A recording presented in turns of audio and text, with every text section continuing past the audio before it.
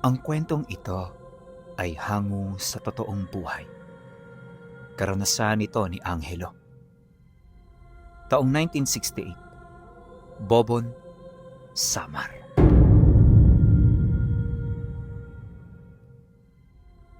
Noong mga panahong ito, isang kilalang manggagamot si Angelo sa lugar ng Bobon. 3 dekada niya na itong ginagawa, kaya naman marami na ang nagtitiwala sa kanya. Nga pala, hindi siya katulad ng mga manggagamot na inaakala nyo. Simple lang itong si Angelo Pinuno, pero dedikado sa trabaho.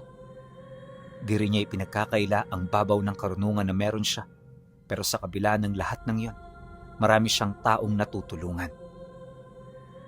At di man sa pagmamayabang, ilang buhay na ang nailigtas niya mula sa tiyak na kamatayan. Konting paglalarawan lang sa lugar nila Angelo Pinuno. Kung di niyo na itatanong, nakatira siya sa dulong parte ng baryo. Mula baryo patungong bahay niya, dadaanan mo ang isang palayan at maliit na parte ng kakahuyan. Madalang doon ang nakatira dahil na rin sa hirap ng pamumuhay. Kung di ka sanay, paniguradong di ka magtatagal. Isa pa sa mga dahilan kung bakit pinangingilagan ito ng mga tao ay dahil sa mga agam-agam ukol sa galang aswang na umaaligid dito. Matagal na itong sakit sa ulo ng mga taga-baryo, kaya sa loob ng ilang taon, sinubukan nilang dakpin ito. Ang kaso lang masyadong madulas ang aswang, kaya sa bandang huli, napilitan na lamang sila na layuan ang lugar. At magmula noon, tanging si Angelo na lamang at ang kanyang ina ang nanirahan doon. Ayon sa kanya, wala naman silang nagiging problema rito tuwing umaga. Pero ibang usapan na kapag sumasapit ang gabi. Inamin din niya na alam niya ang tungkol sa nilalang na yon, pero mas pinipili niyang wag itong pakialaman dahil hindi naman ito namiminsala ng mga taong hindi dito gumagambala. Ngunit lingid sa kaalaman ng mga tao, may direktang kaugnayan dito si Angelo.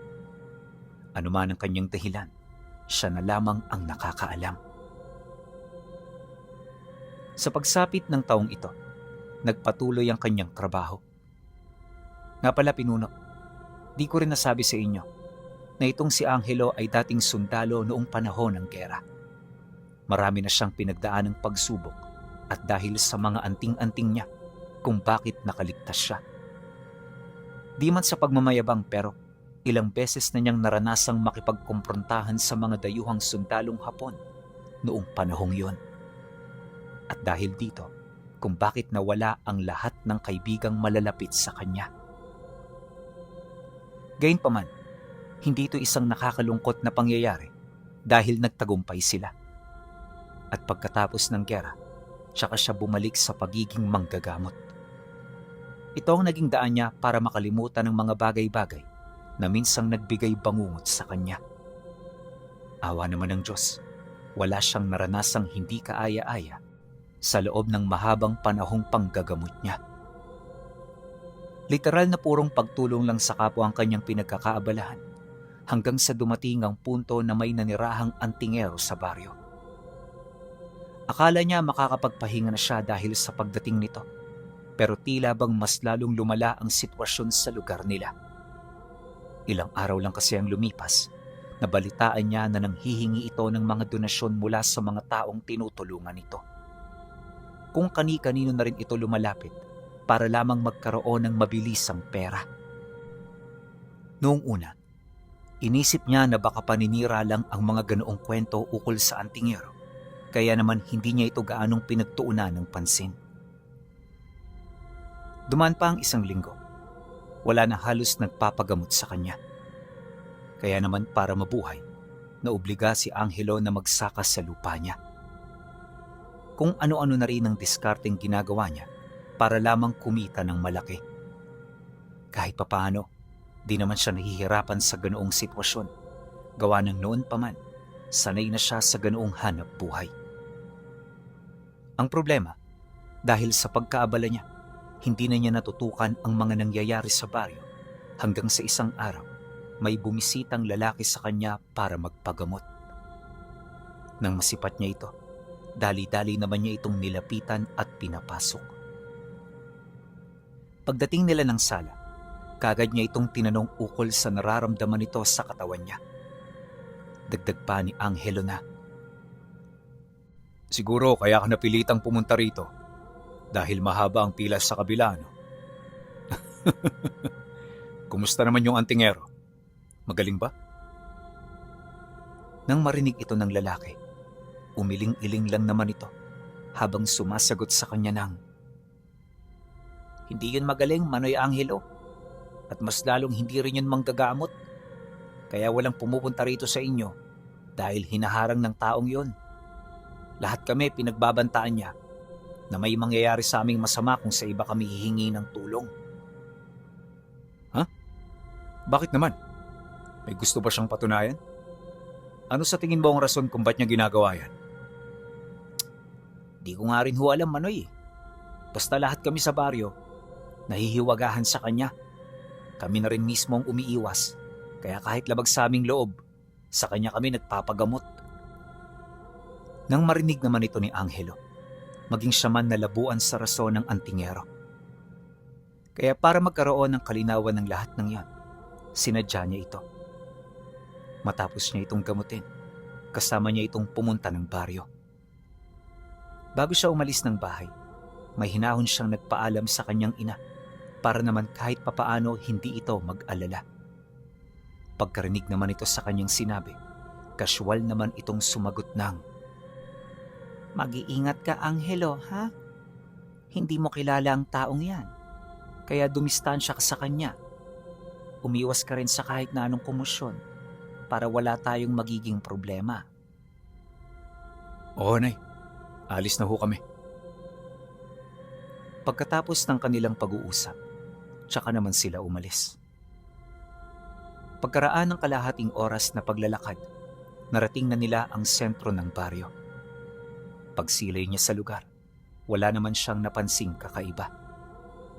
Yung mga tao roon ganun pa rin naman, abala sa paghahanap buhay. Ang kaso lang, habang tumatagal, may mga napapansin siyang kabataang naglalakad na merong kakaiba sa katawan nila. Hindi niya ito matukoy kung ano, pero nakasisiguro siya na merong mali sa mga ito. Kaya sa pagpapatuloy ng kanilang pag-usap, naitanong niya kung ano ang pamamaraan nito pagdating sa panggagamot. Yun nga lang, sa kasamaang palad, hindi ito nasagot ng lalaki, dulot na rin ng kamangmangan nito pagdating sa lihim na karunungan.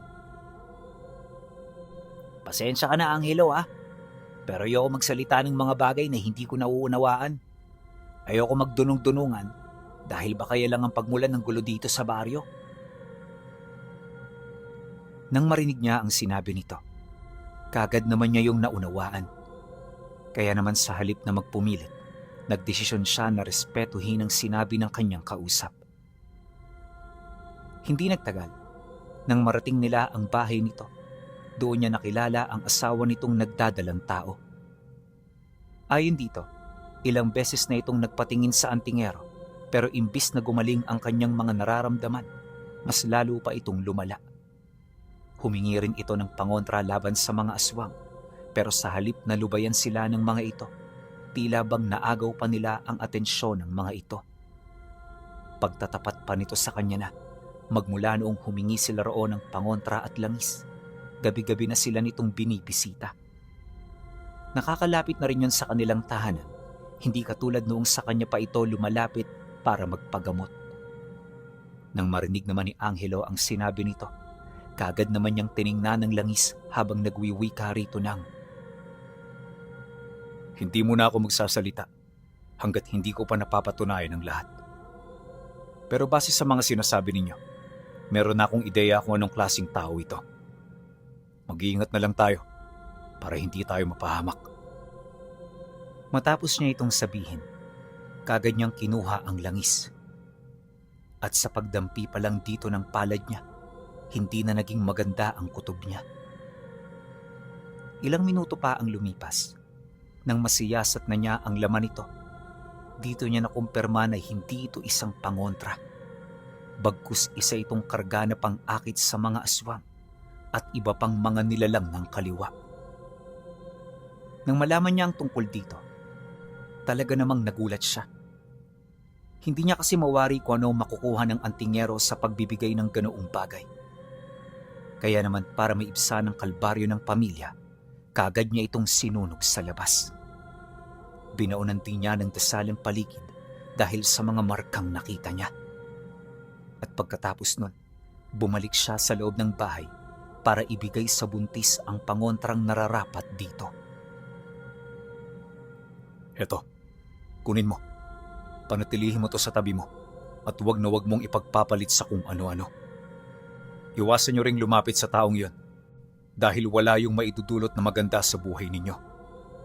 Huwag kayong mag-alala. Susubukan kong komprontahin siya. Hindi ako papayag na tratuhin niya ng ganito ang mga taong pinapahalagahan ko. Nang marinig ito ng lalaki, mangiyak-ngiyak ito sa kanyang nagpasalamat. Maya-maya pa, nang wala na silang pag-uusapan, kaagad siyang dumiretso sa bahay ng antingero. Sumama rin doon sa kanya ang lalaki para masaksihan ito ang mga susunod na pangyayari. Pagdating nila sa lugar, bumungad sa kanila ang mahabang pila ng mga taong nagpapagamot. Nang makita si Angelo ng mga tao, kaagad siya nitong pinagkumpulan at pinagtatatanong ng kung ano-ano. Siyempre, kalmado lang naman siya, lalo't hindi ito ang pakay niya. Maya-maya pa, dito niya na nakita ang antingero na lumabas ng bahay nito. Pagpang-abot ng tingin nila, wala itong naging ekspresyon. Basta, kaswal lang siya nitong pinagmasdan na parabang isa lang siyang ordinaryong tao. At sa pagharap nilang dalawa, tumahimik ang lahat ng nakakita. Nang mapansin ito ni Angelo, pinili niyang maging kalmado sa lahat ng oras. Di siya nagsalita o kung ano dahil alam niya na lahat ng sasabihin niya dala ng galit at pagkabigla. Posible rin yung magamit laban sa kanya. Pagkaraan pa ng ilang minutong pagmamasid, dito na kasyual na nagwika sa kanya ang antingero. Ikaw si Angelo, tama? Yung manggagamot na nakatira sa dulo? Bakit ka na pa rito? Magpapagamot ka rin ba? Hindi ako magpapagamot. Kaya ko ang sarili ko. Tsaka isa pa, hindi ko na kailangan pang sabihin sa'yo kung ano ang pakay ko dahil alam na alam mo na to. Binabalaan kita. Ayoko makitang nahihirapan ng mga kababaryo ko. Sa oras na may malaman pa akong hindi ka aya-aya, ako na mismo ang makakalaban mo. Nang marinig ito ng antingero, napangisi lang ito sa halip na masindak sa mga bagay na kanyang sinabi. Maya-maya pa, kaswal lang itong sumagot sa kanya ng, "E di subukan mo, at nang magkasubukan na tayo. Alam mo, matagal ko nang hinihintay ang pagkakataong ito, Angelo. Tingnan natin kung sino ba talaga ang mas malakas sa ating dalawa."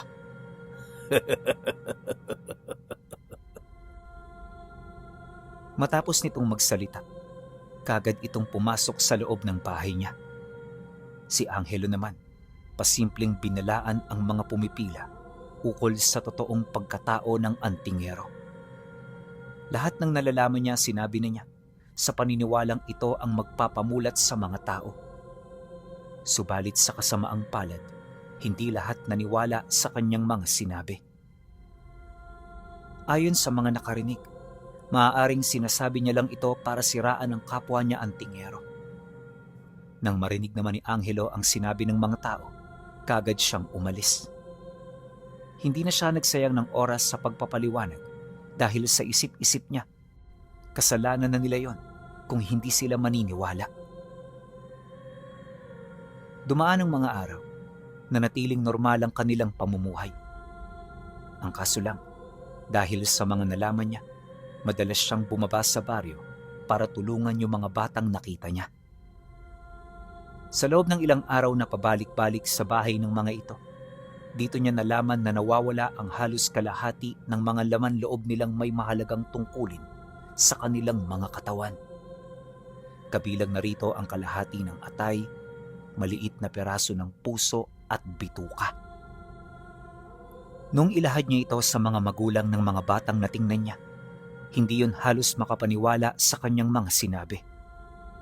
Ngunit nang maipaliwanag na niya ang lahat, dito na unti-unting sumeryoso ang mukha ng mga magulang ng bata hanggang sa pinahintulutan na siya nito sa nais niyang mangyari. Magmula noon, tuloy-tuloy na ang nangyaring gamutan.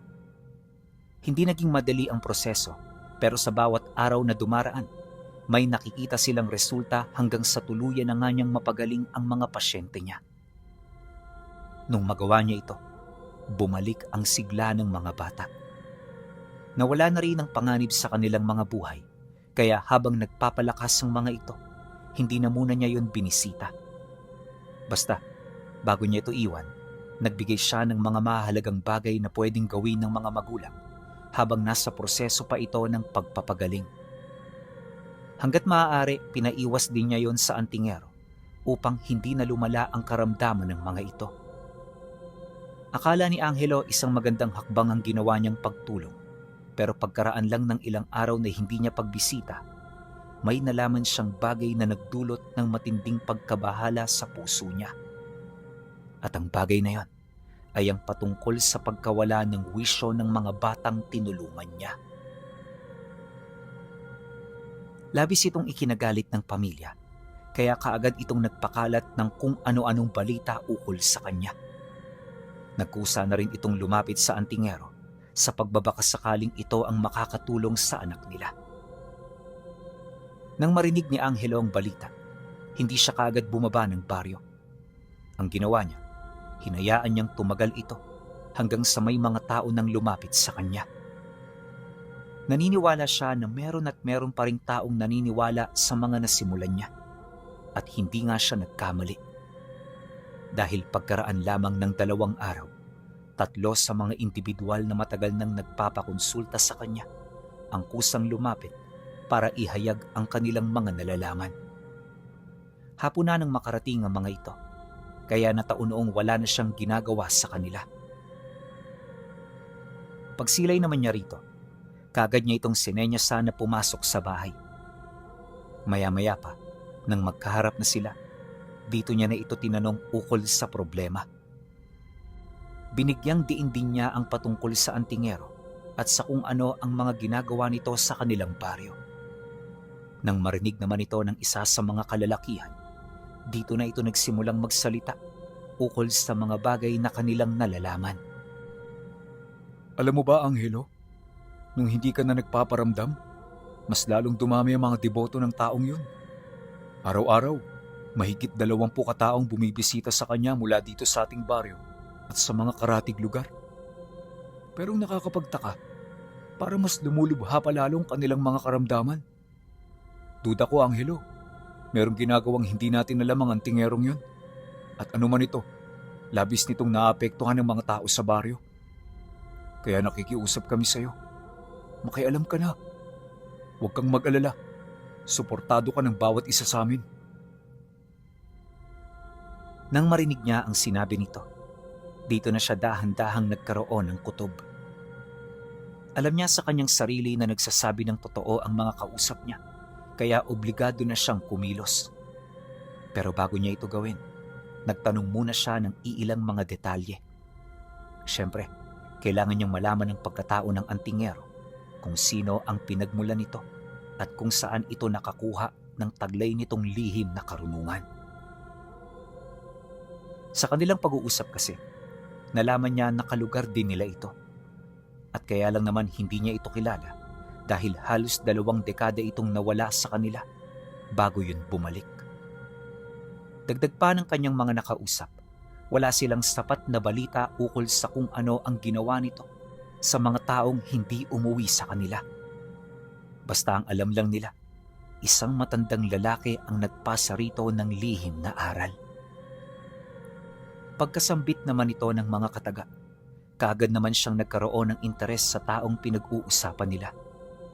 Nababahala man sa mga posibleng mangyari, sinikap niyang gawin ang alam niyang tama.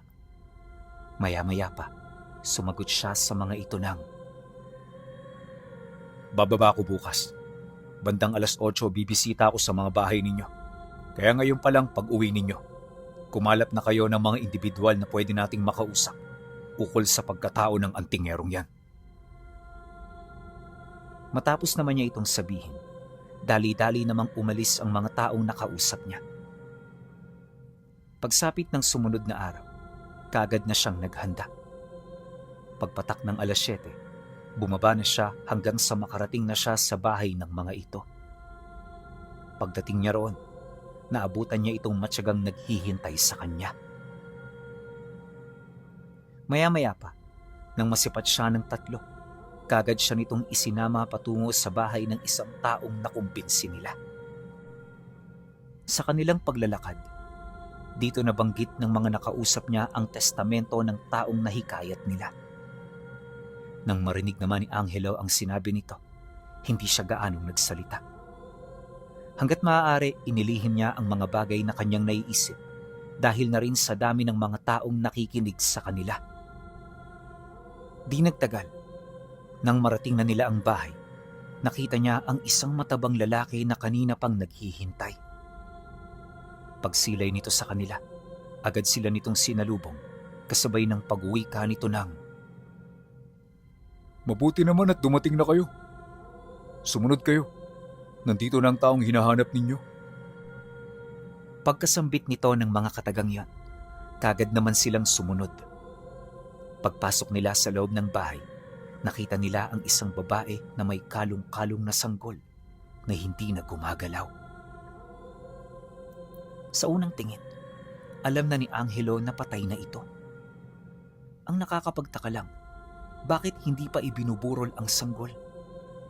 Kaya dala ng kuryosidad, kagad niya itong nilapitan at sinipat. Pagsilay niya sa sanggol, biglang nanlaki ang kanyang mga mata nang makita niya itong nakadilat at humihinga pa. Buhay pa ang bata pero ang nakapagtataka, bakit gano'n ang kalagayan nito? Nakakapanlumo na makita ito sa ganoong sitwasyon, pinuno, pero wala siyang magagawa para yon ay matulungan. Maging siya man kasi, hindi niya alam ang gagawin sa kalagayan nito. Isipin ninyo, butot balat ang katawan, maputla na ang balat, hirap na sa paghinga, at halatang hindi na magtatagal sa mundo. Huwag kayong magkakamali ng akala. Gustong-gusto niyang mabuhay ang batang yon, pero maging siya man aminadong wala nang magagawa sa ganoong kalagayan. Naniniwala siya na bilang na ang araw nito at siguradong sigurado siya na hindi makatao ang pinagdaanan nito.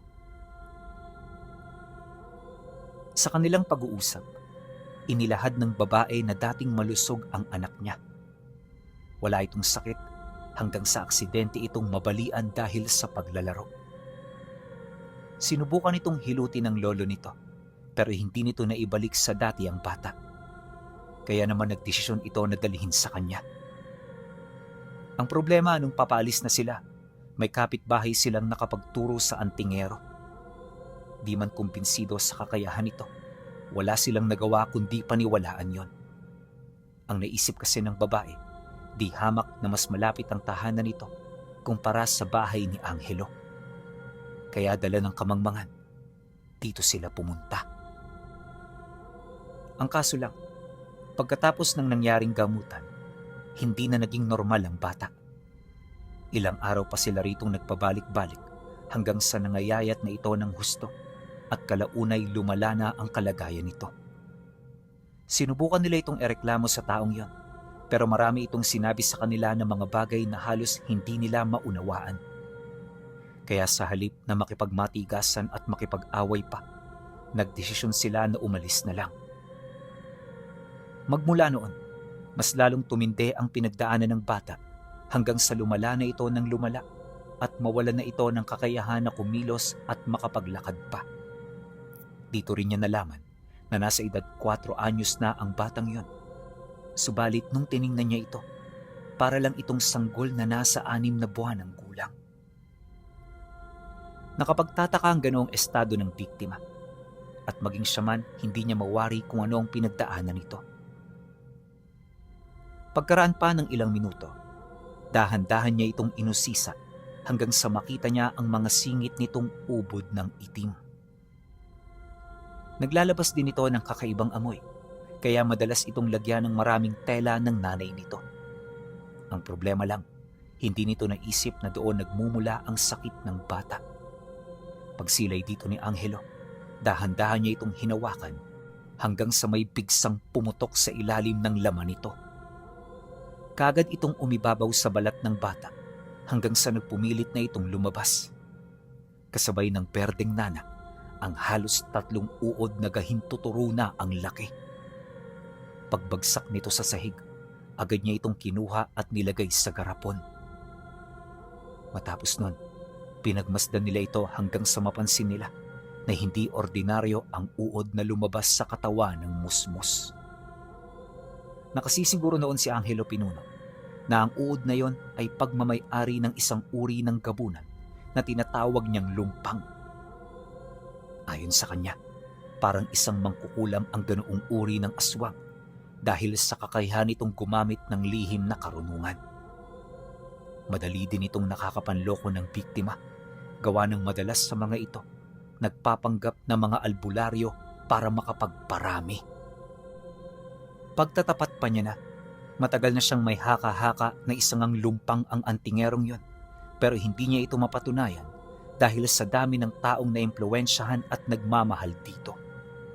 Dagdag pa niya na, kung kumilos siya ng hindi nag-iisip, posibleng siya ang ituring na kaaway ng mga tao. Nang marinig naman ng babae ang kanyang sinabi, di na ito nagdalawang isip na makiusap sa kanya. Manoy Angelo, pakiusap ho, tulungan niyo ang anak ko. Hindi ko na ho alam kung ano pa ang gagawin namin. Nang marinig niya ang sinabi nito, kagad naman siyang sumang-ayon. Naging emosyonal din siya sa pagsagot, gawa ng sa mga ganoong pagkakataon, sadyang napakababaw ng kanyang luha. Pagkatapos naman nilang mag-usap, agad niyang inasikaso ang bata. 3 oras niya itong pinaghandaan ng mga gamot bago nila tuluyang gawin ang kanilang mga napag-usapan. Kinahaponan, nang maisaayos na nila ang lahat, dito na nagdesisyon si Angelo na puntahan ang antingero. Naisip niya na mas mainam na kumprontahin niya ito habang siya ay may pagkakataon pa. Di na rin niya inisip ang mga taong makakaharap nila sa lugar, gawa ng alam niya sa kanyang sarili na mas marami pa ang mabibiktima kung sakaling magsasawalang kibulang sila sa kanilang mga nakikita. Pagdating nila sa bahay nito, sapilitan nilang pinaalis ang mga tao hanggang sa mapansina ng antingero ang kanilang pag-eeskandalo. Di nagtagal, nang lumabas na yun ng bahay, galit na galit itong napatingin sa kanya habang paulit-ulit na nagmumura. Demonyo ka, Angelo! Anong ginagawa mo? Bakit mo pinakikialaman ng mga taong yan? Desperado ka na ba? Luging-lugi ka na ba dahil wala nang lumalapit sa'yo? Huwag kang mag-alala, Angelo. Ilang taon na lang, makakalimutan ka na nila. Hindi ako naghangad ng kung anong bagay sa lugar na ito, Gregorio. Ang gusto ko lang, tratuhin mo ng maayos ang mga tao. Ano akala mo? Hindi ko alam na hindi ka isang tunay na antingero? Kitang-kita ko na ang budhi mo. Kaya kahit anong gawin mong pagtatago, hinding-hindi mo na kami maluloko. Gabunang lumpang! Pagkasambit niya ng mga katagang ito, nakita nila ang biglaang pagngisi ng antingero. At sa isang kisap mata, bigla na lamang nanlisik ang paningin nito hanggang sa magsimula na itong umangil.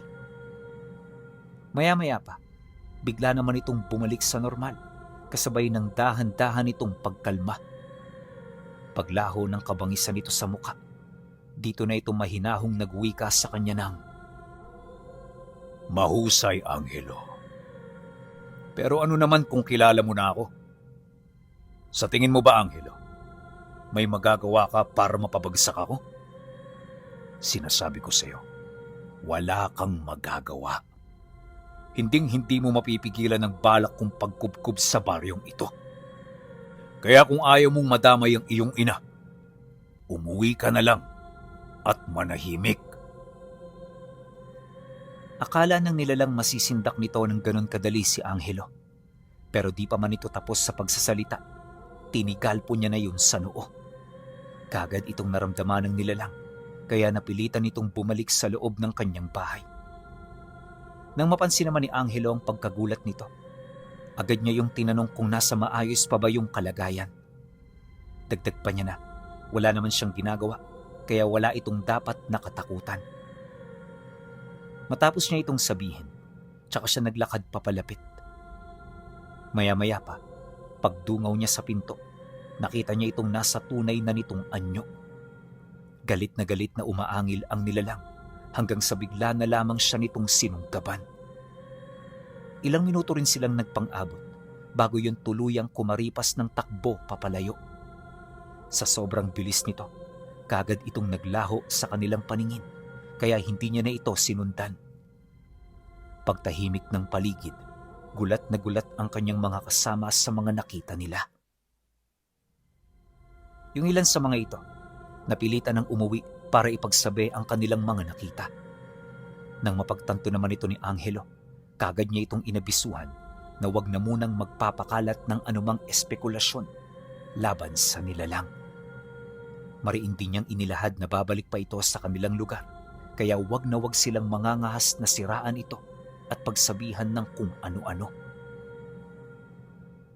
Nang marinig naman ito ng kanyang mga nakausap, agad naman itong sumang-ayon.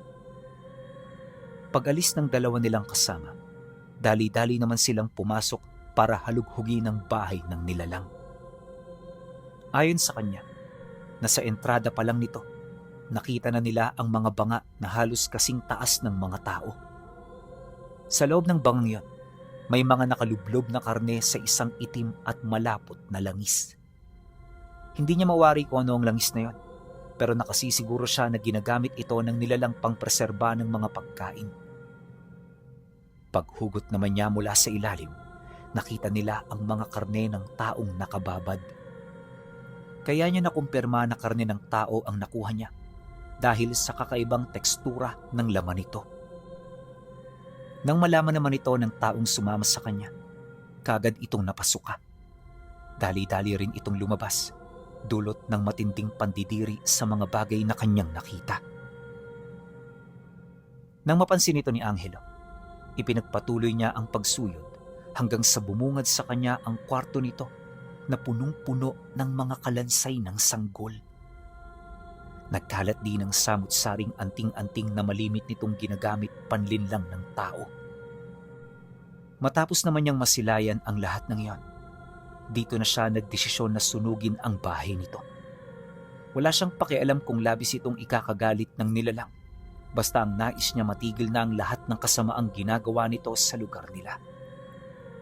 Pagdating niya sa labas ng bahay, nakita niya ang mga kasama niya na naghihintay. Pagpang-abot ng kanilang tingin, agad naman niya itong tinawag. Poy, may pospro ka ba dyan? Tulungan mo nga ako. Susunugin natin ang bahay na to. Ho? Susunugin? Bakit naman ho Manoy Angelo? Huwag ka nang magtanong, Poy. Sumunod ka na lang. Mamaya ko na ipapaliwanag. Nang marinig naman ito ang kanyang sagot, hindi na ito nagdalawang isip pa. Pagbalik nila sa loob, kagad nilang sinabuyan ng langis ang paligid. Matapos nun, mabilis na kumalat ang apoy hanggang sa lamunin na nito ang kabuuan ng bahay.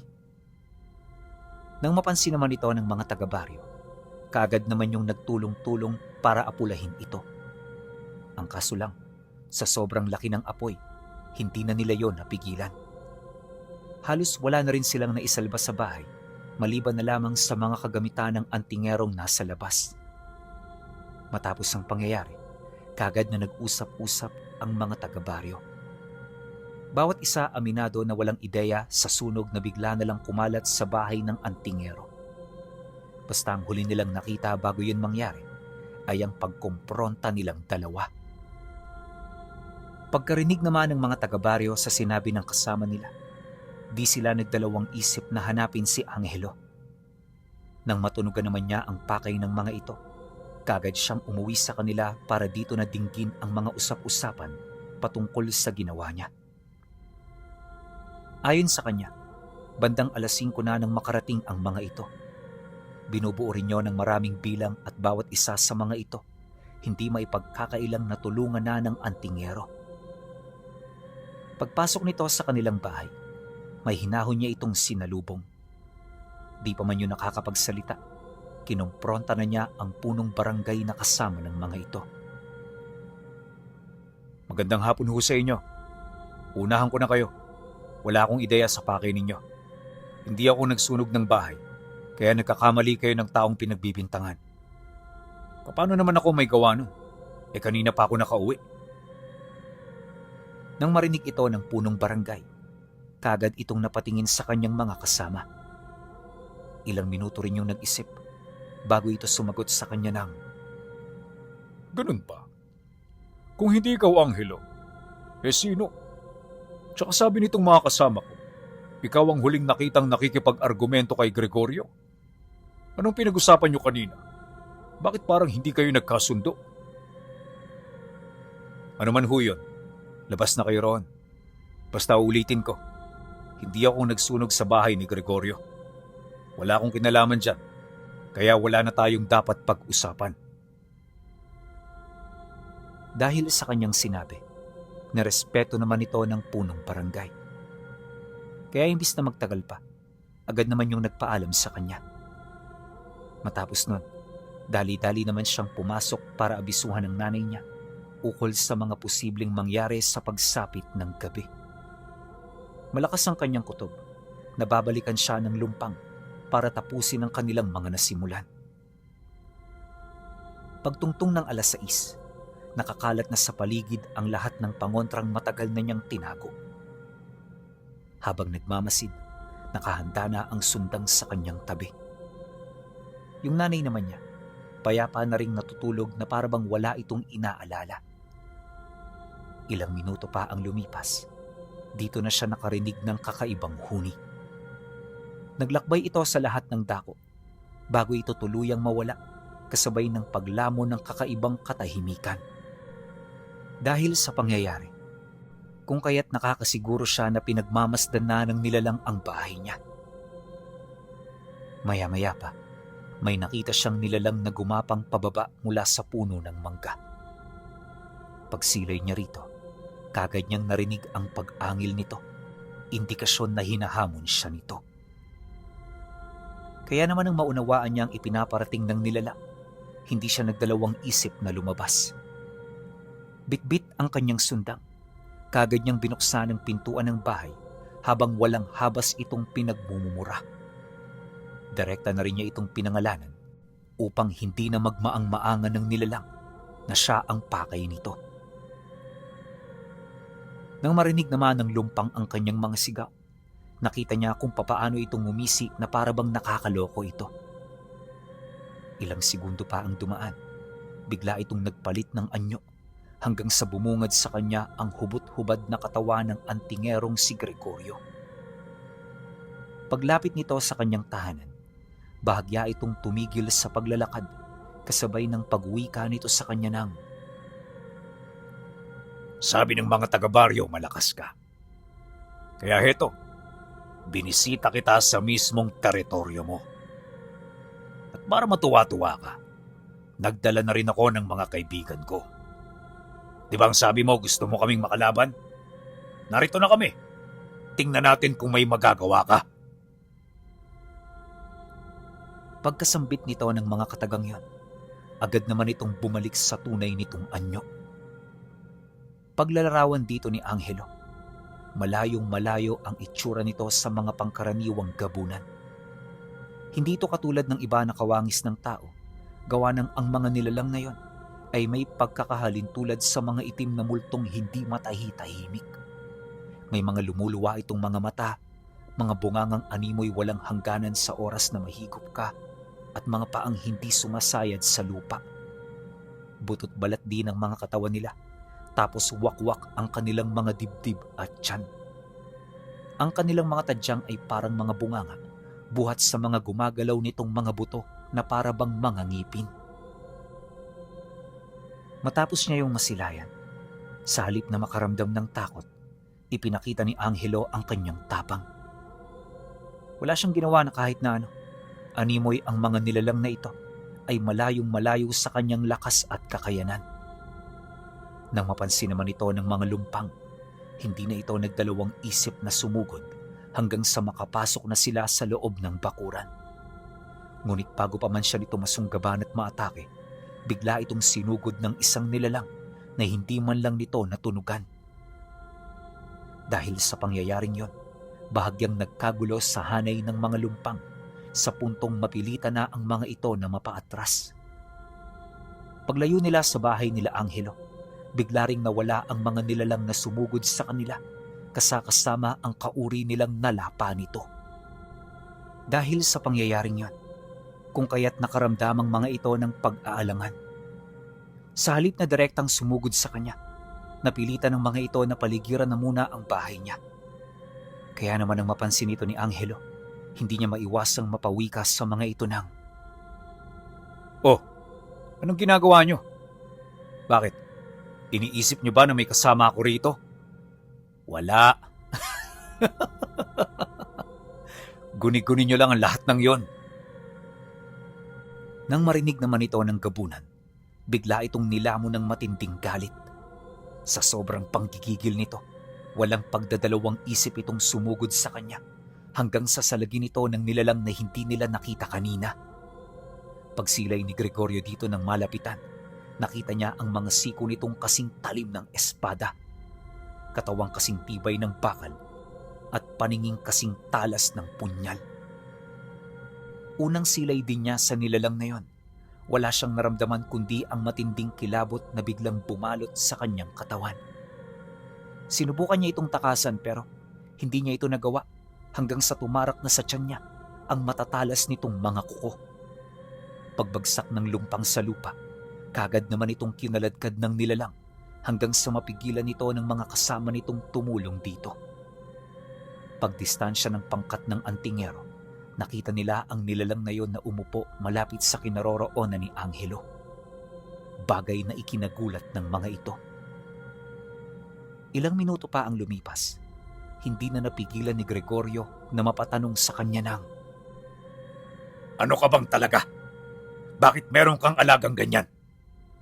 Ang ganyang uri ng nilalang ay malabong mapaamo ng isang manggagamot. Kung gayon, Angelo, kauri ka pa rin pala namin. Hindi ka pala naiiba sa akin."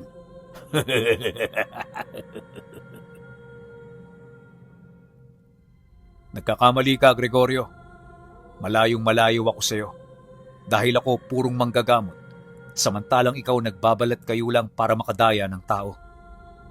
Lilinawin ko sa iyo, hindi ko to alaga. Hindi ko rin to pagmamay-ari. Sabihin na lang natin na sadyang mahal ako ng nilalang na ito. Isang pagmamahal na katumbas ng pagmamahal ng isang ina." Nang marinig ito ng lumpang, dito na ito mas lalong nagalit sa kanya. Ang pagkakalam kasi nito, pinaglalaroan lang sila ni Angelo.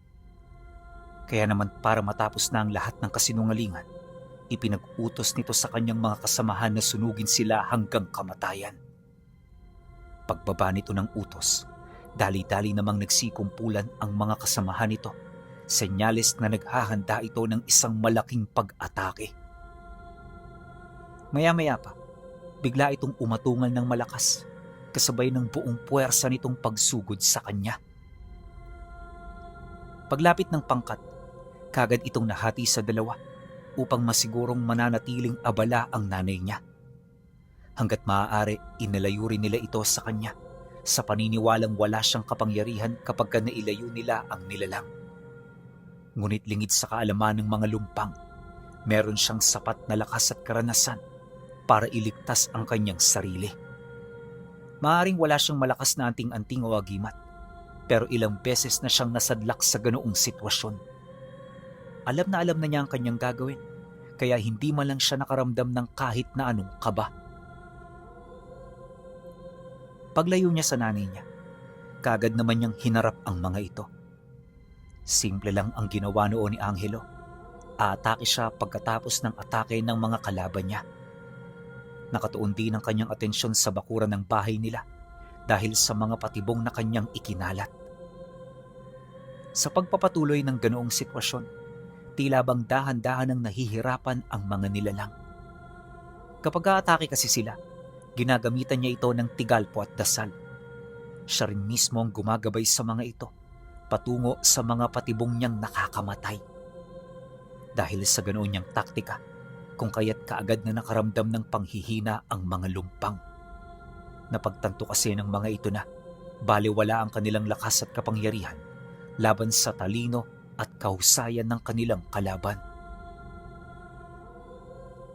Nang mapansin naman ito ng kalaban niyang antingero, kaagad itong tumayo at nakiisa sa labanan. Pinilit siya nitong paslangin, pero sa bandang huli nabigo ito. Di na rin ito namalaya ng pagkamatay ng kanyang mga kasama hanggang sa mapansin na lamang nito na wala nang nakatayo sa tabi niya.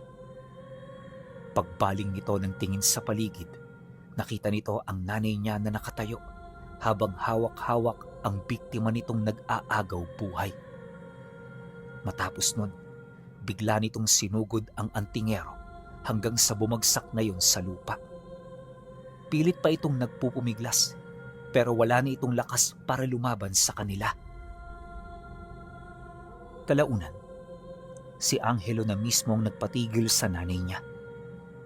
At nang marinig nito ang kanyang sinabi, kusa itong sumunod. Ngunit bago nito iwan ang kanyang biktima, sinigurado muna nito na hindi na yon makakalaban pa. At yon ay sa pamamagitan ng pagbali ng kaliwang paa at kanang braso nito. Pagkatapos, kagad itong pumasok sa loob ng kanilang bahay. Ilang segundo pa ang lumipas, unti-unti nang tumahimik ang paligid hanggang sa boses na lamang ng antingero ang kanyang naririnig. Pagpang-abot ng kanilang tingin, kalmado naman niya itong nilapitan na parabang isang normal na kaganapan ang nangyari. Pagharap nilang dalawa, mahinahon niya itong pinaupo upang makausap niya ito ng maayos. Kumusta, Gregorio? Kaya mo pa ba? Huwag kang mag-alala. Hindi kita basta-bastang papatayin. Kilala ko ang mga uri niyo noon pa. At alam ko hindi kayo kumikilos gamit ang sarili niyong desisyon. Maaaring tagapagmasid ka ng inyong lahi para manmanan ng lugar na ito bago niyo tuluyang kubkubin. Ano?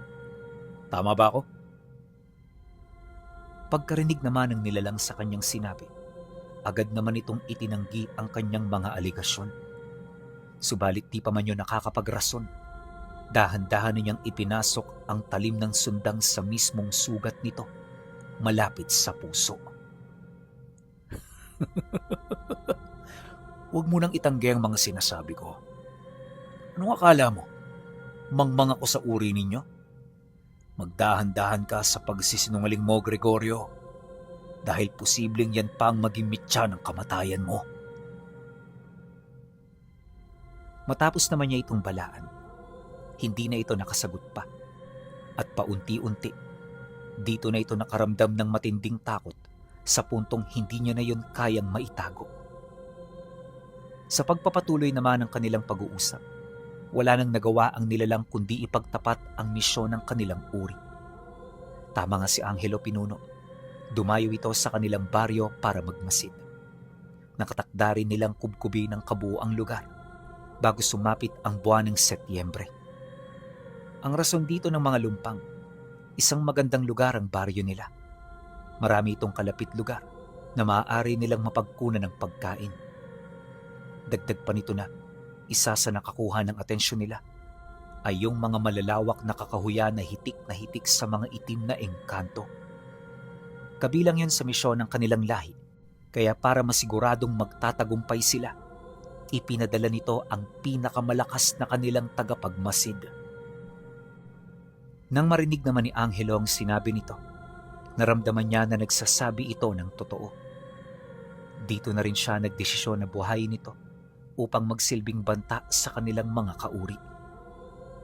Alam niya kasi na kapag wala siyang isinalba na kahit isa, magdudulot ito ng mas matinding gulo laban sa lahi ng mga lumpang. Siyempre, ayaw naman niya yung mangyari dahil paniguradong marami ang madadamay. Kaya imbis na panagain ang kanyang galit, minabuti niyang isaalang-alang ang buhay ng mga inosente.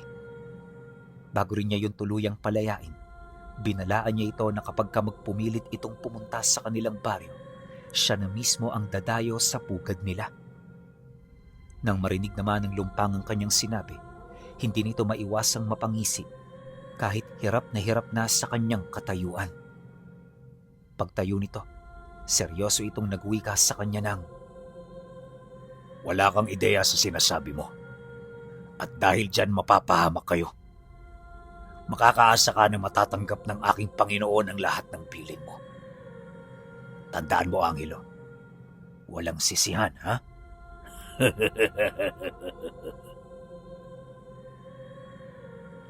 Matapos nitong sumagot, kaagad naman itong umalis. Hindi na rin ito tiningnan ng kanyang mga kasama, indikasyon na mas importante ang kaligtasan niya. Kalaunan, nang mawala na ito sa kanyang paningin, kaagad naman siyang pumasok sa loob ng bahay para tingnan ang kalagayan ng nanay niya. Habang pinagmamasdan niya itong nagpapahinga, dito na naman unti-unting sumagi sa isip niya ang tungkol sa sumpang tinatangan ng kanyang ina. Aminado siya na iyon ang aswang na gumagambala sa lugar nila, pero hindi naman ito nananakit ng mga tao. Wala ring kontrol dito ang nanay niya, pero natutunan niya kung papaano ito pasunodin. Pagtatapat niya pa na, ang nilalang na yon ay lumalabas lamang tuwing nasa estado ng pagpapahinga ang kanyang ina. Ginagamit nito ang kawalan ng malay ng nanay niya para maagaw pansamantala ang katawang lupa. Dagdag pa niya na, matagal niya nang hinahanapan ng lunas ang karamdamang ito, pero sa kabila ng lahat ng kanyang pananaliksik, nanatili siyang bigo. Kalaunan, ang sumpang iyon ay niyakap na lamang nila. Kung dati itinuturing nila itong sumpa at masama, sa mga sandaling yon ay parang biyaya na ito sa kanila. Dahil dito, kung kaya't marami siyang napagtagumpayan sa buhay. Ito rin ang dahilan kung bakit marami siyang napaslang na mga kalabang di hamak na mas malakas kesa sa kanyang mga tangan. Nabanggit din ni Angelo na kung hindi dahil sa sumpang yon ng nanay niya, matagal na panahon na siyang nakalibing sa lupa. Pagsapit ng sumunod na araw, umaga pa lang napag-usapan na nila ito ng nanay niya. Lahat ng nangyari inilahad niya hanggang sa malaman nito ang kasalukuyan nilang sitwasyon sa baryo. Habang wala pang dumarating, ginugol niya ang kanyang atensyon sa pag-aayos ng mga bitag at bakod ng bahay. Nagkalat din siya ng mga tagapagmasid sa paligid upang mabilis niyang matunugan ang kanyang mga kalaban bago pa man ito makarating sa kanilang tahanan. Pagtungtong naman ng hapon, habang nagpapahinga sila sa labas, may dumating na mga tao galing baryo. Pagpasok nito sa loob ng bahay, kaagad sila nitong inabisuhan ukol sa pagkawala ng 3 individual na siyang tumulong sa kanya. Ayon sa mga ito, gabi nang sinalakay ang bahay nila ng mga taong hindi pa nakikilala. Mabilis nilang nakuha ang mga biktima bago yun umalis sakay ng isang lumang sasakyan. Wala rin silang ideya kung saan ito pupunta dahil iisang tao lang doon ang nakakita. Pagkarinig naman ni Angelo sa sinabi nito, isa lang ang sumagi sa isip niya at yun ay walang iba kundi kagagawa nito ng mga lumpang. Walang sabi-sabi, kagad siyang sumama rito patungo sa bahay ng kanyang mga kakilala. Pagdating nila roon, kinausap niya ang asawa nito bago tumuloy sa mismong silid kung saan ito kinuha. At mula roon, siniyasat niya ang paligid hanggang sa makakuha na siya ng iilang pirasong balahibo ng mga lumpang. Ito ang ginamit niya para malaman niya kung saan ito namumugaran. Sa loob ng isang buong gabi, isinagawa niya ang ritual para lamang mahanap ang pugad. Marami siyang mga engkantong kinausap hanggang sa may nakapagturo sa kanya sa isang liblib na gubat sa lugar ng Kag-Abaka. Ayon sa engkanto, dito niya matatagpuan ang lumpang na kanyang hinahanap. Dagdag pa nito na, Matagal nang namumuhay ang mga nilalang na yun sa lugar, kaya naniniwala ito na hindi nila kayang lisanin ang lupang kanilang pinagmulan. Kaya nang malaman ito ni Angelo, di siya nagdalawang isip na pumunta rito.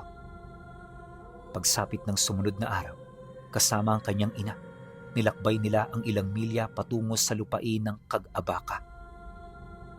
Para mapadali ang kanilang pag-usad, sa mga liblib na lugar sila dumaan. Ayon sa kanya, na kahit dumaan na sila ng bundok, inabot pa rin sila ng isang buong gabi para lamang marating ito. Pagtungtong ng sumunod na araw, narating na nga nila ang hangganan ng Cag-Abaca. Malayo palang pinuno, ramdam na nila ang kakaibang simoy ng hangin. Yun bang sa bawat pag-ihip nito, may sumasabay na salot na halos hindi mo maintindihan. Nang mapansin naman yun ni Angelo, kagad niyang nilagyan ng bakod at puder ang kanyang ina. Inabisuhan din niya ito na maging handa, lalo pat hindi nila alam ang posibleng mangyayari habang naglalakbay sila. Matapos ang kanilang pag-uusap, nagpahinga muna sila saglit para makabawi at para mapuna ng pagkalam ng kanilang lalamunan. Habang nakaupo sila sa gilid ng daan, pinag-usapan nila ang mga posibleng mangyayari sa pagsapit ng gabi. Ayon kay Angelo, kailangan nilang maging handa at alerto, kaya bago sila umalis doon, kailangan ng makatulog ng nanay niya. Importante ito, nang sa gayoy madali siya nitong mabigyan ng tulong kapag nanganib na ang sitwasyon nila. Nang marinig naman ito ang kanyang sinabi, di naman yun tumutol sa nais niyang mangyari. Maya-maya pa, kagaya ng napag-usapan, natulog na nga ito. At para hindi yun maistorbo, inilagay niya yun sa kangga ng kalabaw nila kung saan naroon ang kanilang mga kagamitan. Tinakpan din niya yun ng trapal nang sa gayoy hindi ito basta-bastang makikita ng mga taong makakasalubong nila. Pagkatapos nito, binilisan na niya ang kanyang pag-usad hanggang sa marating nila ang unang baryo na malapit sa kanilang lokasyon. Pagpasok nila roon, dito niya napansin ang malamig na pakikitungo ng mga taga roon. Bawat isa sa mga ito, literal na pinangingilagan sila na para bang may nakakahawa silang sakit.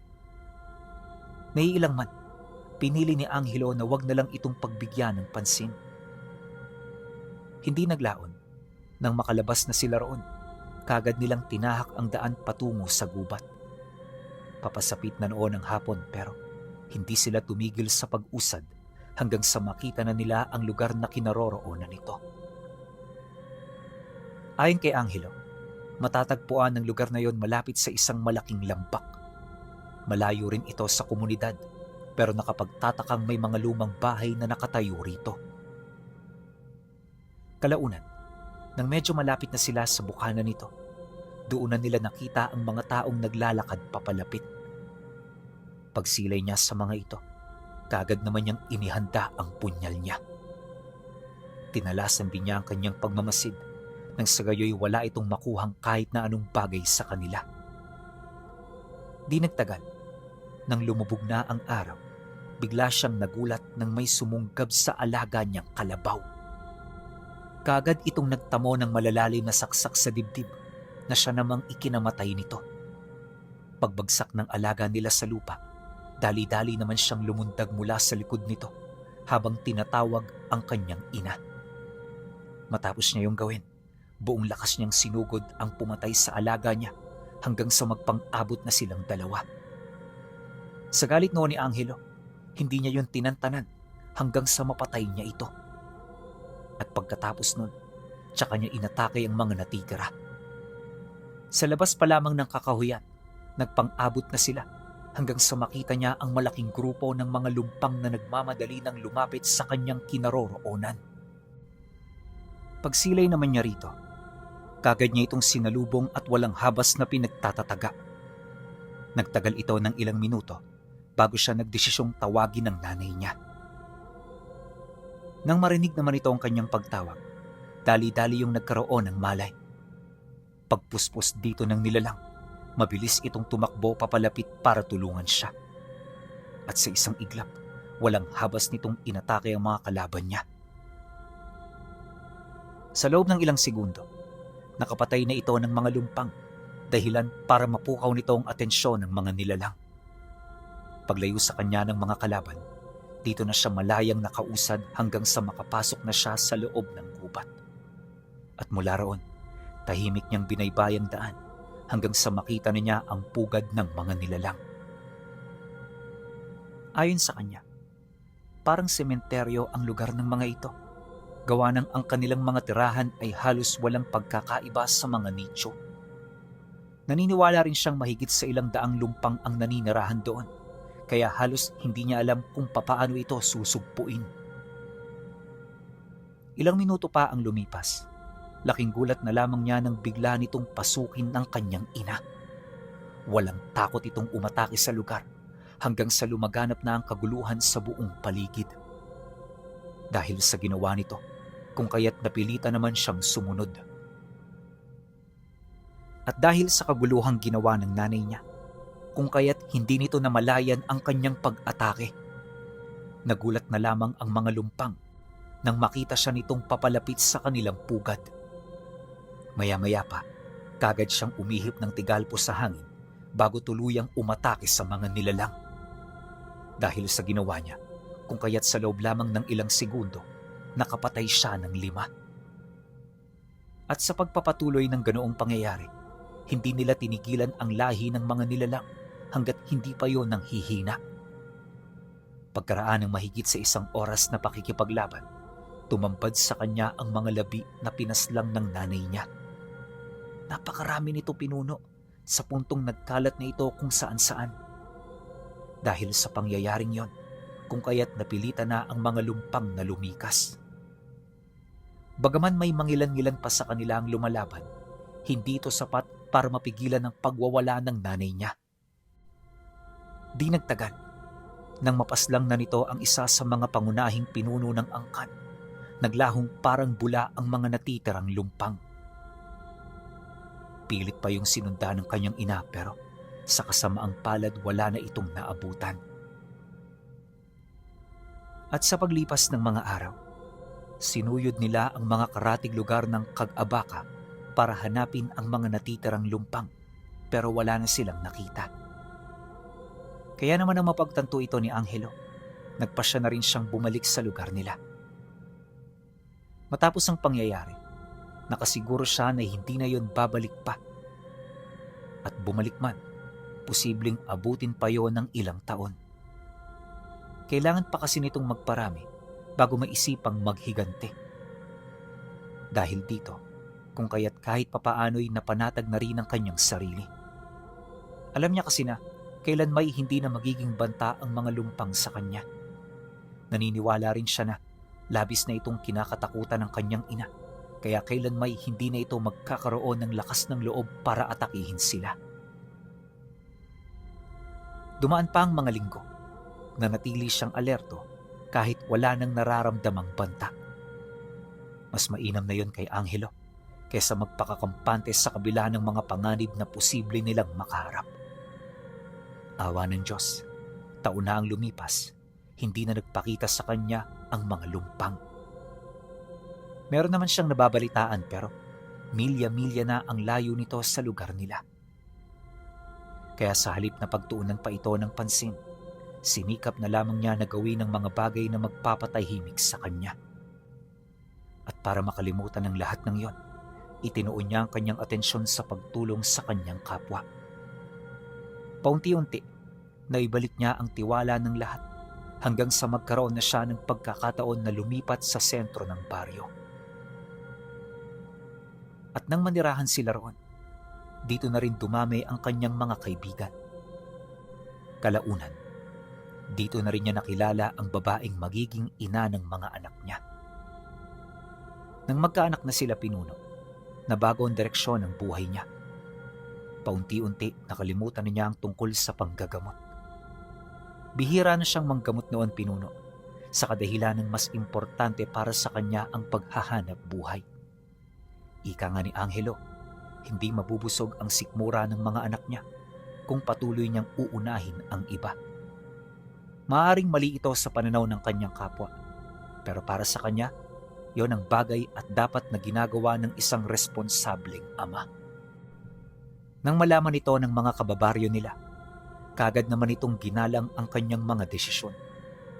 Hindi na rin yun nangulit pa hanggang sa makahanap na ito ng bagong albularyong makakatulong sa kanilang mga problema. Magmula noon, tuluyan na ring napatid ang pagtulong ni Angelo sa kanyang mga kababaryo. Wala naman itong problema sa kanyang mga kakilala dahil kahit papaano, marami na rin siyang naitulong sa mga ito. Lumipas ang mga buwan at ang mga buwan ay naging taon. Nakalimutan na niya ang tungkol sa mga lumpang. Hindi na rin niya inaasahan na babalik ang mga ito, pero biglang nag-iba ang amoy ng simoy ng hangin dahil sa pagkamatay ng kanyang ina. Nang malaman ng mga lumpang ang balita, naglakas loob itong bumalik sa lugar nila. At sa kasamaang palad, muli siya nitong hinamon. Sa loob ng 1 linggo, nagkaroon ng labanan sa kanilang baryo hanggang sa nahuli at nadukot siya ng mga ito. Nang makuha na siya ng mga nilalang, bigla na lamang siyang naglaho na parang bula. Marami ang naghanap sa kanya, pero lahat sila'y walang ideya kung saan siya dinala. Sa paglipas ng mga araw, unti-unti na ring nawala ng gana ang mga naghahanap sa kanya hanggang sa ituring siya na patay na. Hindi ito matanggap ng kanyang asawa pero kahit anong gawin ito, sadyang wala na itong magagawa. Magpahanggang sa pangkasalukuyan, nananatiling misteryo para sa mga anak niya ang biglaan niyang pagkawala. Marahil may kinalaman dito ang ginawa nila ng kanyang ina na paglusob sa pugad ng mga gabunang lumpang.